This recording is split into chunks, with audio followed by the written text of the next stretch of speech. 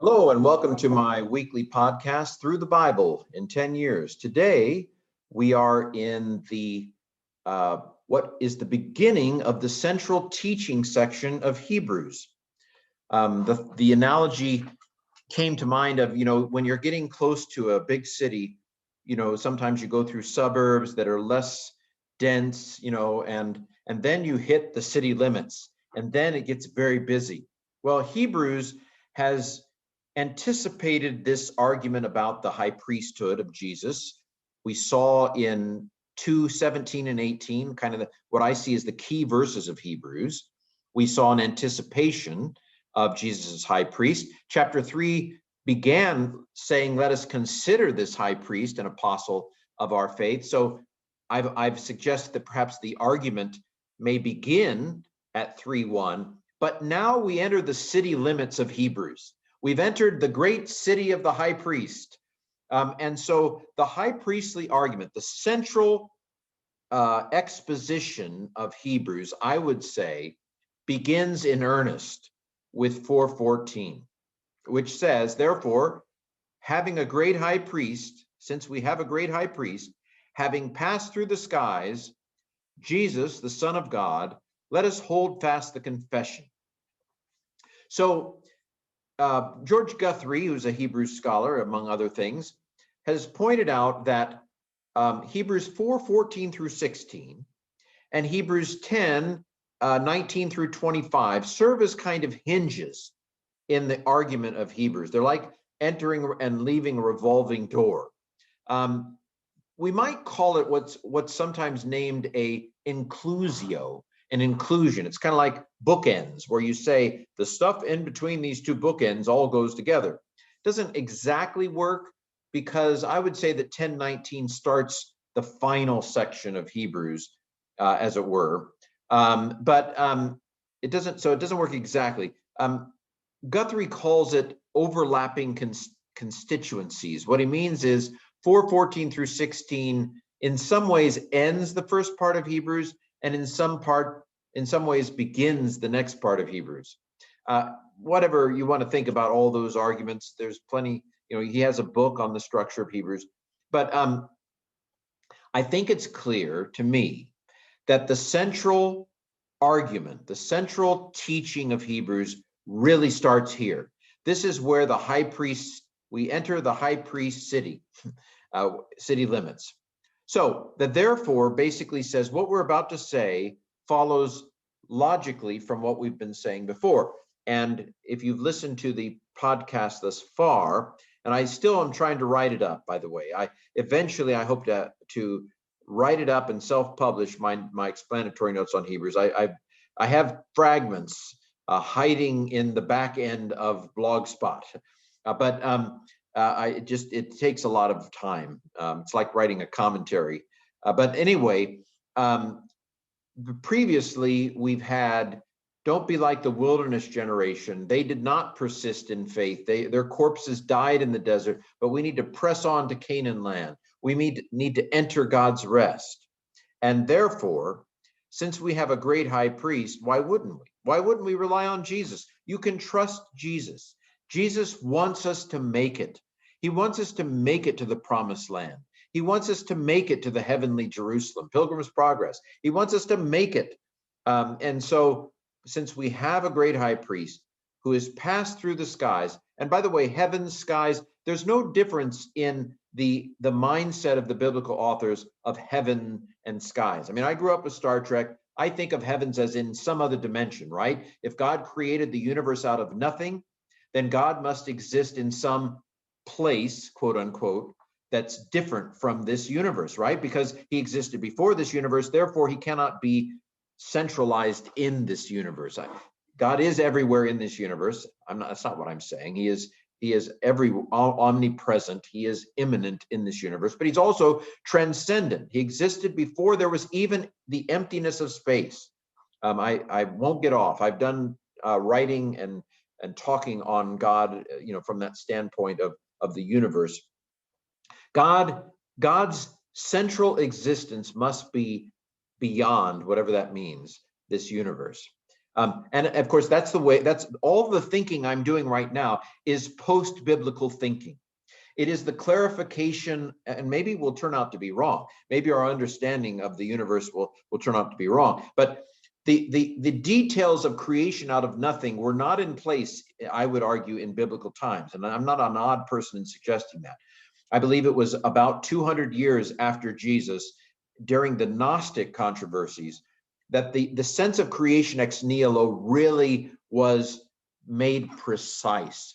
And I would argue that even in the aftermath of Einstein, we can see a precision to creation ex nihilo that no one could have imagined before 1950. Those are strange claims to make, but it is central to my understanding of the way things are. All of that is to say is the biblical authors would not have had any framework to conceptualize God's presence as being one outside of the cosmos. Rather, they saw God as being at the top of the cosmos. You go straight up through layers of sky, through layers of heaven, and in the highest heaven, that is where God is. For Paul, it seems to have been 3 layers of heaven or 3 layers of sky. He talks about being taken up into the 3rd sky. There's a book, Jewish writing called the Ascension of Isaiah, which sees there as being 7 heavens or 7 skies. In each case, God is in the highest sky. Again, I'm getting a little off here, but I think that we're not going to understand what Hebrews pictures. It's not necessary, this is not crucial, but we simply won't understand what the author of Hebrews pictures here if we don't understand his understanding of the world, which is you have a relatively flat land, flat earth, you go straight up through layers of sky until you get to the highest sky, where God's throne is, where Jesus is seated, and so forth. Sometimes I think even Hebrew scholars don't quite understand the ancient cosmological perspective. Anyway, that was an unanticipated tangent. You're used to those by now. By the way, I'm looking at interlinearbible.org if you're watching the video version of this podcast. So Jesus has passed through the skies. This is the ascension, right? This is Jesus going up. Now, I think probably Hebrews was written before the book of Acts. The book of Acts is where we find the ascension. We don't find the ascension in Matthew, Mark, Luke, or John. We find it in Acts. Hebrews is before Acts, which, again, I could go off on side thoughts there, but I won't. Therefore, we have a great high priest passed through the heavens, Jesus, the Son of God. Let us hold fast the confession. What is the confession? Is it a actual confession? We talked about this a little bit back in 3:1, where the argument may have started about, it began, and now we're getting in earnest. And we asked there, is it a specific confession or is it a confession of faith in general? I think I lean toward it being a specific confession, namely, Jesus is the Son of God. And we have the evidence for that as the confession here. And you remember that Hebrews 1:4 talked about Jesus inheriting a name. And we argued that given the context of Hebrews 1, that name seems to have been Son of God. That's the most likely, I think, reading of the inductive evidence of Hebrews 1. And so it does seem to me that there's evidence from Hebrews that there were some early Christian communities who had a confession of faith. Jesus is the Son of God. Now, we have evidence from Paul, which I believe is earlier than Hebrews. We have evidence from Paul that Jesus is Lord was perhaps the earliest of all confessions. Jesus is the Son of God would be a related but different, it's a different confession that other Christian communities may have affirmed. And of course, it affirms Jesus is King, as we said back in chapter 1. So verse 15, for we do not have a high priest not being able to sympathize with our weaknesses, but having been tempted in every way according to the likeness of our temptations, he was without sin. So this is a very important verse theologically. We have again, this is the third place in Hebrews where his high priesthood is mentioned. When we learn that we have a high priest who is able to sympathize with our weaknesses, although he didn't sin. Now, this does seem to suggest that Jesus had weaknesses. That is, he was human. And there's a distinction here between weakness and sin, in the same way that there's a temptation between temptation and sin, right? How could Adam be tempted if he didn't have what we call a sin nature? How could Jesus be tempted if he didn't have a sin nature? Well, first of all, this, along with James 1, makes it very clear temptation is not sin. Having a tempting thought is not yet lust. It's I don't know what the time is. The timer starts. How long are you going to dwell on that thought before it becomes a sinful thought?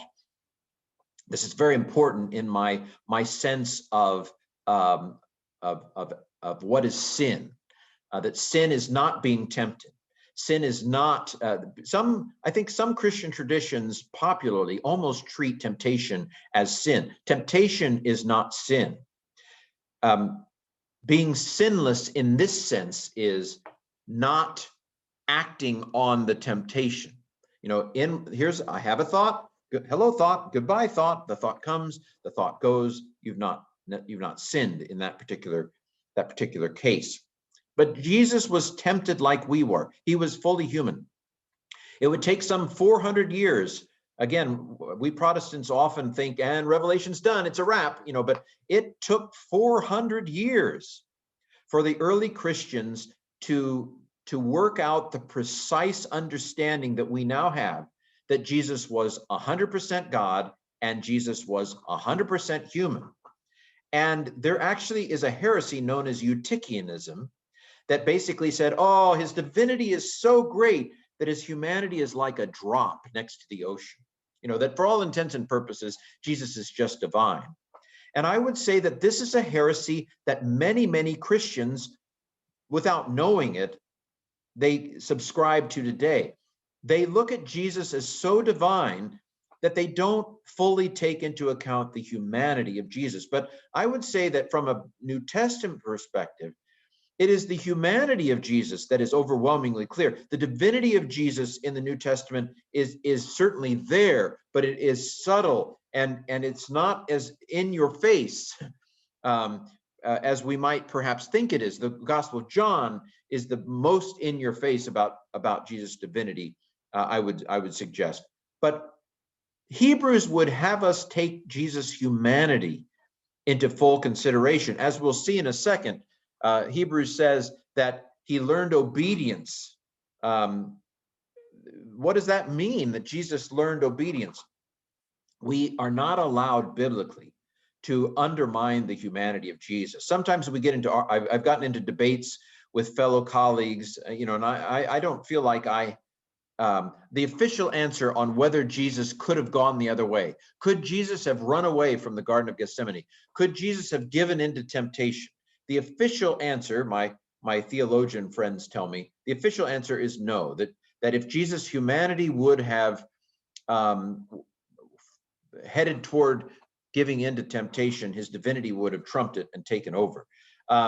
That's all fine and good. That's a nice post-biblical argument. That's a nice theological argument. Again, one of those kind of precision things that took place in the early church. I'm not sure whether the New Testament would lead us in that direction. I'll let the theologians hammer that one out. I will only say this: the New Testament treats Jesus' temptation as very real. It was a real temptation. Jesus was tempted as we were, and at least Jesus would have thought, man, I didn't give in to that temptation. I'm trying to thread a needle here, to say that we should not underestimate the temptation that Jesus experienced in his humanity. It's biblical. He was tempted like we were. We shouldn't say, well, he was God, so of course he's not going to give in to temptation. Even if that's true theologically, I don't think that Jesus experienced it that way. I think Jesus experienced these temptations as genuine temptations. I'll just leave it at that. And the Greek here has a perfect tense. By the way, I did a video on this in Greek. I try to do a Greek verse along with the podcast. And so you can find on YouTube my analysis of the Greek of this verse. Interesting, the tempted verse word here, having been tempted, because it's perfect tense. It suggests that he was tempted and his temptedness remains. Jesus remains, and now we're getting to what this verse is really telling the audience of Hebrews. Jesus stands as one who has been tempted. Jesus knows temptation. When we go to Jesus and say, I'm being tempted here, Jesus, help me, Jesus, I'm being tempted. Jesus stands as one who knows what temptation is about. He stands as one who has been tempted, and therefore he can sympathize with our weakness. He can sympathize with our temptations. And in particular, of course, this is not just some abstract thing. We tend to, the Bible's for me. We rip these verses and apply them to our life. Well, let's talk about what these verses mean in the context of Hebrews. The very specific temptation that the audience of Hebrews is facing is the temptation to apostatize, to leave the faith, to abandon Jesus, to abandon the faith, to abandon Christianity. And in particular, they are worried about atonement in some way. Did Jesus really die for my sins? And of course, we'll get into the debates about the temple. If the temple is destroyed, how am I going to get my atonement? Or others would say they're tempted to rely on the temple still standing. That's visions of things yet to come. But Jesus basically stands as ready to give you atonement. And he stands as ready to help you endure and not to fall away, not to run away from the garden, not to run away, but to stand firm on it. And so Jesus stands ready as high priest, one who can sympathize with our weakness. Although he's not sinned, he knows what temptation is all about.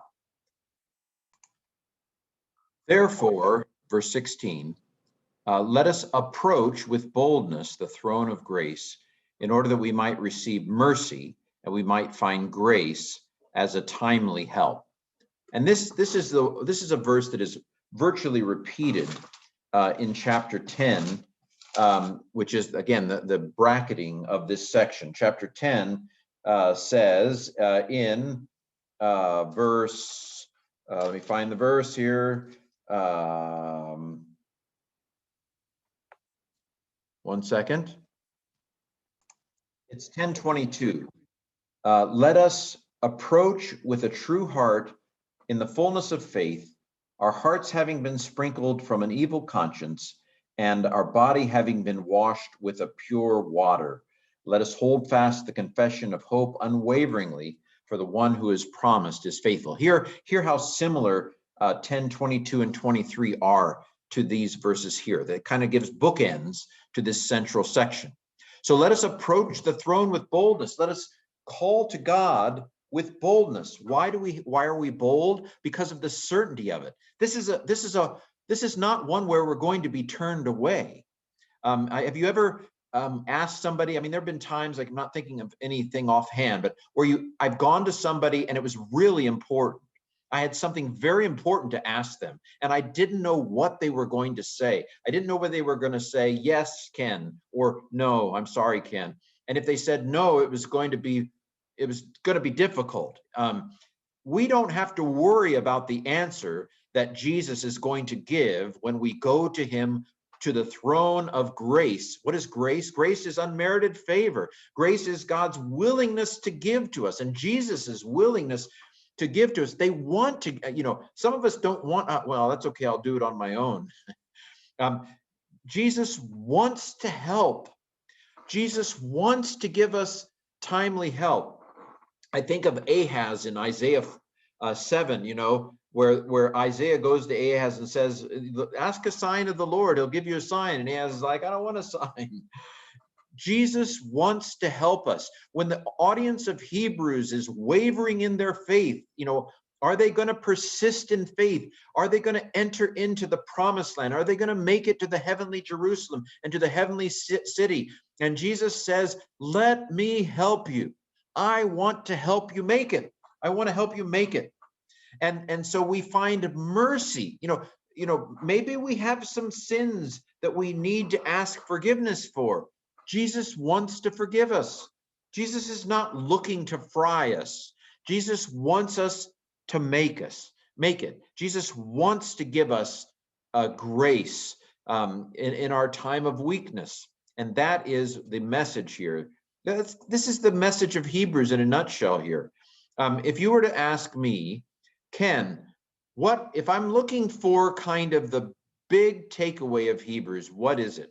I suppose these verses are maybe better than any verses in Hebrews as to what Hebrews was really about. It's about the audience of Hebrews that is in danger of falling away, and the author says Jesus wants to help. Why not go to Jesus for help? So now we turn to chapter 5, and I want to do the first 10 verses of chapter 5. Hebrews 4:14 through 16 are thick. They're mostly exhortation, but there's some exposition, some theological exhortation there. They kind of are both exhortation and exposition in a way. And so now we're going to return to the thread of the exposition. So we're going to expand on now we're going to really begin to talk about the priesthood of Jesus in earnest. This is where it really starts. So Hebrews 5:1 through 10 somewhat give what's the resume of a high priest. What's in a high priest? So I want to apply for the job. Well, you can't. Either you're born in the lineage or you're not. Or in Jesus' case, you have to rise from the dead without sin, and none of us qualify for that. But so what is a high priest? Well, let's talk about it. Verse 1, for every let me give you a sense of what Hebrews is going to be doing in the next few chapters. So the audience, in some way, the barrier for the audience is atonement. We don't know the details. We try there's lots of guesses, and we write books trying to guess what's going on here. But in some way, Levitical atonement, that is earthly atonement, earthly sanctuary atonement, atonement administered by earthly high priests in a earthly sanctuary, following the law of Moses, this is in some way an obstacle for the audience. They're like, they haven't had the aha moment to realize that Jesus makes all of that unnecessary. And I don't think we should underestimate how new this idea was. I think for us as Christians, the idea, well, we don't need any more sacrifices. Jesus has taken care of all that. That seems so obvious to us because hindsight is 20/20. But when you read the book of Acts, the earliest Christians continued to go to the temple. Paul, let this sink in. Paul offers a sacrifice in the temple in Acts 21. I think it's Acts 21, could be Acts 20. Paul offers a sacrifice. It's like, Paul, what are you doing? The sacrificial system is over.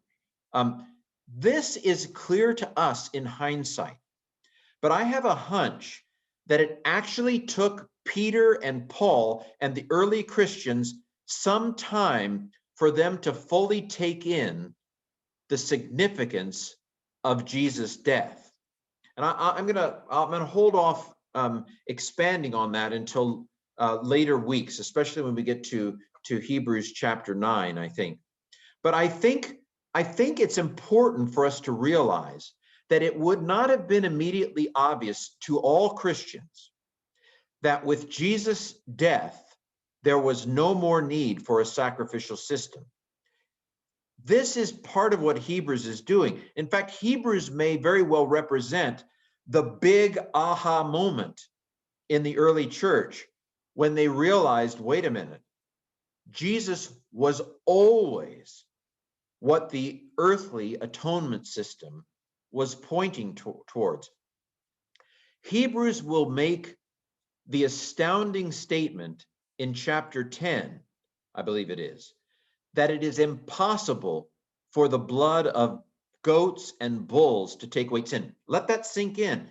Hebrews says 0 Old Testament sacrifices, 0. None of the Old Testament sacrifices actually were effective in taking away sins. That's what Hebrews says. It is impossible for the blood of bulls and goats to take away sins. None of the Old Testament sacrificial system was actually effective. That's what Hebrews says, because only Jesus sacrifice and offering actually took away sins. That is an astounding claim to make, and one that would have been, what? I mean, absolutely revolutionary in the first century. I don't think we get that. And so what Hebrews is doing in these middle chapters is it is basically saying that if you take all the components of the earthly sacrificial system, so the earthly sacrificial system had sacrifices, the earthly sacrificial system had priests, the earthly sacrificial system had a sanctuary, that Jesus, in triple threat, Jesus is superior to the earthly means of atonement in every category. He is a superior sacrifice, he is a superior priest, and he offers in a superior sanctuary. That the Levitical system doesn't hold a candle to Jesus. And therefore, the audience of Hebrews should not be worried about where they're going to get atonement from. Jesus has taken care of it. And in fact, he is the reality toward which all the Old Testament sacrifices pointed.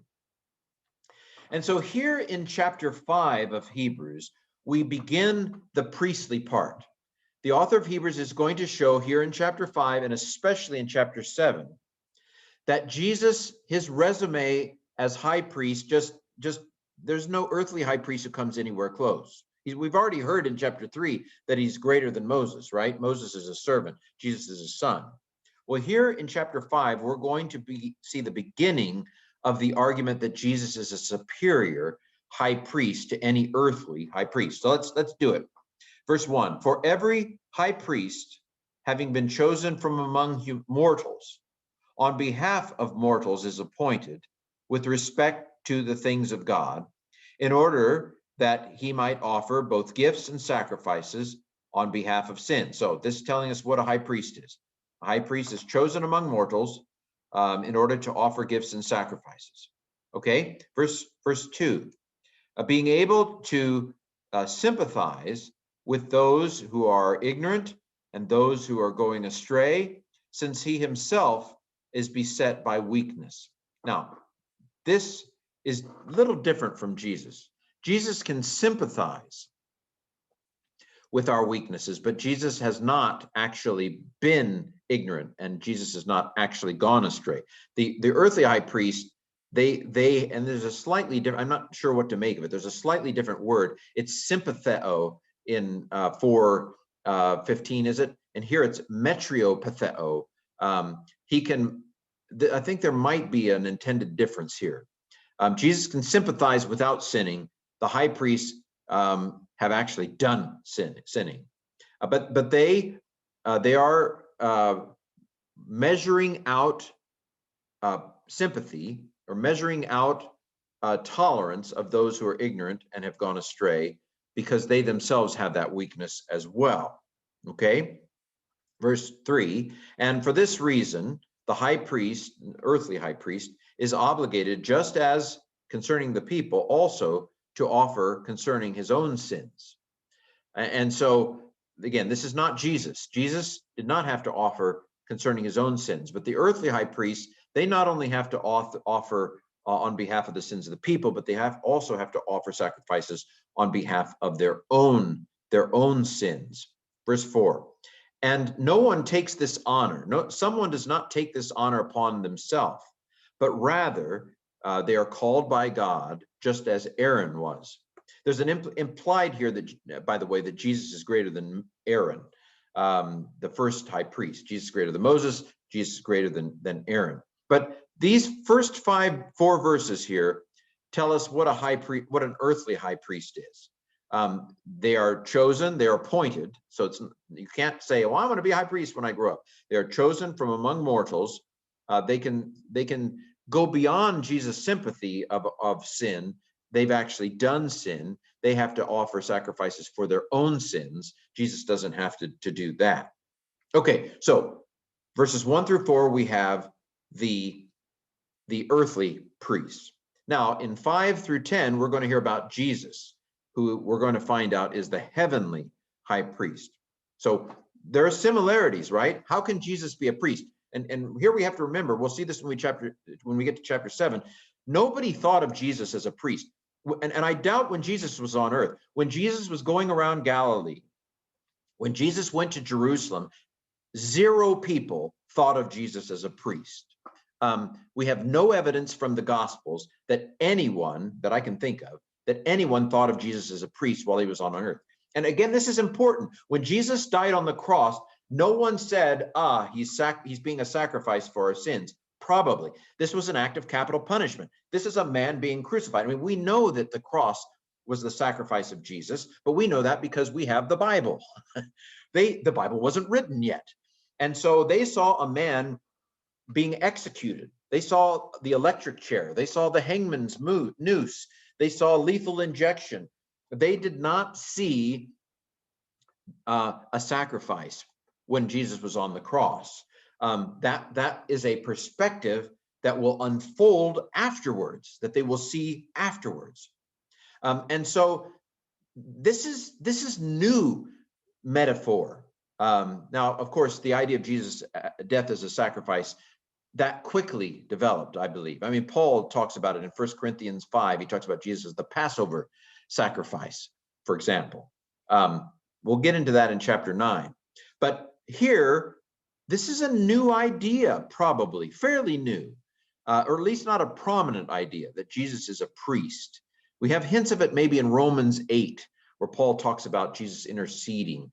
So I'm not saying it isn't around, but Hebrews is really the part of the Bible where Jesus is a high priest is explicit. It's not explicit really elsewhere. It becomes really explicit here of Jesus as a priest.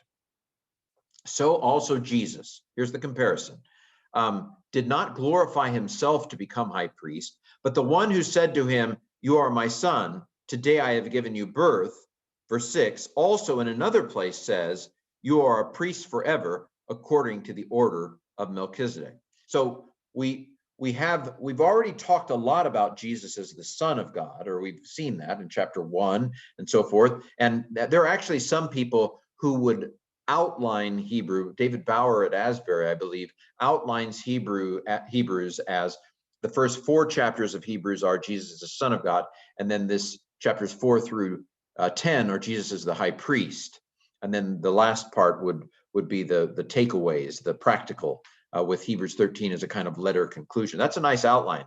I'm tempted by it, although I haven't signed up for it yet. I still tend to outline chapters 1 and 2 as the introduction, and then the argument going from 3 to 10. But anyway, that's things that Hebrew scholars argue over. But we do have a transition here, right? You've heard that Jesus was Son of God, the same one who said in chapter 1, "You are my son, today I've begotten you." Now we're going to talk about as the high priest. You are a priest forever after the order of Melchizedek. And here he's quoting Psalm 110:4. Psalm 110:4 will become very important when we get to Hebrews chapter 7. And so basically here we have the appointment of Jesus, that the Messiah, which the early Christians understood Psalm 110:1 especially to be about Jesus. So if the Messiah is a priest, that plays into the argument here. Psalm 110:1 tells us that Jesus is Lord, and then Psalm 110:4 tells us that Jesus is the great high priest.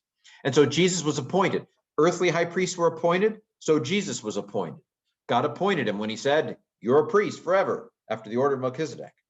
We'll talk about what that means, order of Melchizedek, in chapter 7.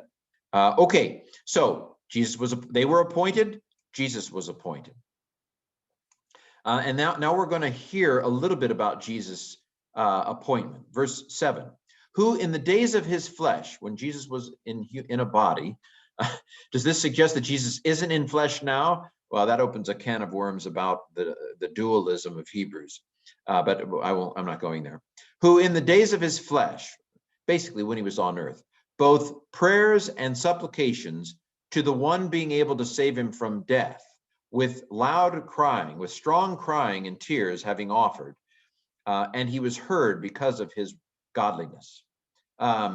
Okay, so this is meaning, I think, here to speak of Jesus' intercession as a priest while he was on earth. There's a little tension here because this seems to talk about him offering prayers and petitions as a priest while he was on earth, and yet in a second, the timing of him being declared a priest after the order of Melchizedek is after he rises from the dead. So we have a tension here in the same way that there's a tension in Jesus' sonship too. He's son before, but he's definitely son when he's enthroned. In a sense, he does some priestly things while he's on earth, and yet he also is appointed as priest at his resurrection. I might say that there's the Garden of Gethsemane sometimes is pictured here. It's not 100% clear that this is talking about the Garden of Gethsemane. Again, Matthew, Mark, Luke, and John probably aren't available. Maybe Mark. I would say if any gospel is available to the author of Hebrews, it would be the Gospel of Mark. But it's not entirely clear that a gospel would have been available to the author of Hebrews. Does the author of Hebrews know about Jesus in the garden? I mean, it's reasonable to suggest that the author of Hebrews would know about Jesus being in the garden. Interesting here, it says that his prayer was answered. What was his prayer? His prayer was to be saved out of death. So this is a prayer for, again, I think if we think of the Garden of Gethsemane, it can cloud our hearing. The prayer here is for resurrection. And the Greek here is ekthanatou, out of death. It's not. So again, I think if we bring the Gospels in here, it can cloud our reading of it. This is not Jesus saying, "Lord, if it is possible, let this cup pass from me." That's not what this verse is saying, because that prayer was not answered, right? The prayer was not answered for Jesus to be saved from death. However, the prayer to be rescued out of death was answered, right? A prayer for resurrection was answered. So I think that's what we should picture here, that Jesus is praying to the one who's able to save him out of death. And he was answered because of his godliness, his sinlessness, his being without sin, his godly fear. He was answered in terms of being saved out of death. Verse 8, although he was a son, he learned obedience from the things that he suffered. Now, this verse could be, what? How could Jesus learn obedience? You know, he's sinless. And here we have to, again, or I think it's helpful to ask, what exactly is the author of Hebrews saying to the audience of Hebrews here? I think Hebrews chapter 12 gives us good insight into verse 8 here. Hebrews 12 talks about how the audience should not chafe at the discipline of the Lord, that they are wavering in their faith and they need to be disciplined, so to speak. And that's not a spanking, that's not a punishment. discipline in that sense, although it can involve some consequence. So we'll talk about that when we get to Hebrews 12. But it's more about training in righteousness. I'm currently signed up to do a marathon in October. We'll see whether I actually do it or not. But I have managed over 13 miles in my training. But I'm training. Definitely at my age. Now, I couldn't have done it when I was in my 20s either. You don't just get up one morning and run a marathon. You have to train for it. And if you don't train, you're going to fall. I mean, you're just not going to make it. And in the same way, there is a spiritual training that is part of our walk through life with God. And I think what is going on here in Hebrews 8 is the author is holding up Jesus as an example for the audience to emulate, to follow. In fact, that's how Hebrews 12 begins, right? Looking to Jesus. Let us run with patience the race that is set before us, looking to Jesus. Jesus is an example for us to follow. You know, what would Jesus do? And so what did Jesus do when he was tempted? Now I get to the point. What did Jesus do when he was tempted? He was obedient. He learned obedience. Part of his training was being tested. And he passed every test. And he learned obedience and got an A on the exam, so to speak here. So I don't think that verse 8 is so much saying Jesus was well, it's definitely not saying Jesus was a bad son, but he learned how to be a good son. That's not what Hebrews 8 is saying. I mean, Hebrews 5:8 is saying. It's saying that, look, even Jesus underwent trial, and Jesus passed the test. But he underwent training, as it were, in his preparation to be high priest. He didn't just, the book of Hebrews doesn't present Jesus as high priest from day one of his earthly life, but rather Jesus was in preparation. And we might go back to verse 7 and see verse 7 as the preparation for his priesthood. He offers prayers and petitions to the one who's able to save him out of death. The audience may be afraid of persecution. That's part of the mix of Hebrews, an audience that perhaps is fearful of impending persecution. That could be part of the mix. We don't know for sure. But Hebrews 12:4, I think, says you've not yet shed blood in your resistance against sin. But they may be afraid of it. And so we're setting up a be like Jesus. He, with tears and strong crying, prayed to the one to save him out of death, and his answer was heard. Even though he was a son, he learned obedience. So who are you to not endure the discipline of the Lord? I think that's the subtext here. And so when we get to verse 9, again, verse 9 is, some people have gone, huh? And having been perfected, he became a cause of eternal salvation to those who obey him. Now, this idea of Jesus being perfect, it's like, what? He wasn't perfect? Perfection in the context of Jesus has to do with him being ready to go in terms of his high priest. I'm sorry, I'm going to use a firearm analogy here. It just seems to work. Jesus is locked and loaded for salvation after he dies and rises from the dead. In a sense, there's a sense, and we have to remember that the word perfection has to do with completeness in the thinking in the Greek language. When something is perfect, it's complete. And so the word perfect might not actually be, I probably wouldn't use it. I might say, and having been completed is a better sense of what's going on here. Jesus is not ready to serve as high priest until he has learned obedience, until he has suffered. Jesus is not ready to serve as a cause of eternal salvation until he has undergone the cross, until he has risen from the dead victoriously. And so it is his experiencing of death, his having checked off the I'm obedient box, that we're now charged. Jesus is now charged and ready for atonement. He's locked and loaded. He is now complete in the prerequisites for being a high priest. He was always destined to be high priest, but it was not yet ready. He was not listo.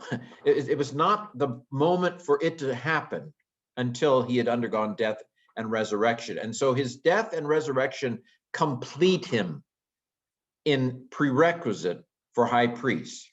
Verse 8, and so verse 10 follows right on here. Having been completed, he became a cause of eternal salvation, having been designated by God a high priest after the order of Melchizedek.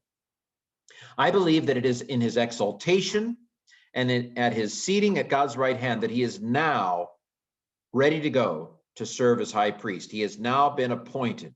He is now taken. And so there's a parity between his sonship and his high priesthood. It is at his exaltation that he is enthroned as cosmic son, and it is his exaltation that he is now inaugurated or installed as the cosmic high priest as well. All right, and he's a cause of eternal salvation. Salvation from the judgment of God, which is coming. We'll see in Hebrews 12. Jesus is a cause of eternal salvation. As chapter 2 says, he leads many children to glory. Well, all right. This has been Hebrews 4:14 through 5:10. You'll notice I'm not finishing chapter 5 because I think chapter 5:11 begins the central exhortation of Hebrews. So that's what we'll do, Lord willing, next week on Through the Bible in 10 Years.